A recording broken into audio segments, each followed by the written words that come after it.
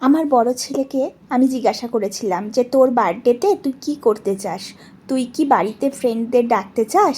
ও আমাকে প্রথমেই বলল, না আমি কোনো ফ্রেন্ড ডাকতে চাই না, আমি তোমার সাথে বাবার সাথে আমার বার্থডে সেলিব্রেশন করব। তারপরেও আমি বললাম যে তুই তো সেদিনকে ড্রয়িং ক্লাস যাবি, তো ড্রয়িং ক্লাসে ম্যামের কাছে গিয়ে তো তোর ফ্রেন্ডরা কেক কাটে বার্থডে হলে, কি ওদের সাথে কেক কাটবি? আমি তাহলে একটা কেক কিনে দিয়ে আসবো। ও তখনও বললো যে না মাম্মাম, তুমি যে কেকটা বানিয়েছো আমি সেটাই কাটবো, আর বাড়িতে এসে তোমার আর বাবার সাথে কাটবো। এটা শুনে না আমি একটু অবাকই হলাম, জানো তো। জানি না ওর এই সরলতাটা কতদিন থাকবে, বা বড় হলে ও অন্যরকম হয়ে যাবে কি না, কিন্তু এই সরলতা দেখে আমি সত্যি অবাক হলাম। ওর মতো বয়সে কিন্তু আমিও চাইতাম যে ফ্রেন্ডদের সাথেই বার্থডে সেলিব্রেশন করতে, আর আমারও না বেশ ধুমধাম করে বার্থডে হতো জানো।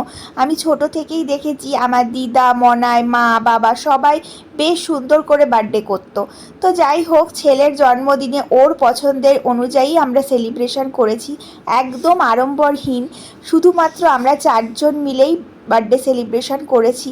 ও এটাই চেয়েছিল, আর ওর পছন্দের খাবারগুলো আমি বানানোর চেষ্টা করেছি, যদিও সব কিছু বানিয়ে উঠতে পারিনি। তবে আজকে বানিয়েছিলাম একটু চিকেন, আর চিকেনের সাথে 5 রকম ভাজা দিয়েছিলাম, ডাল করেছিলাম, আর আমার শ্বশুর মশাই আর শাশুড়ি মা একটা রূপোর বাটি দিয়েছিল, তাতে দিয়েছিলাম পায়েস।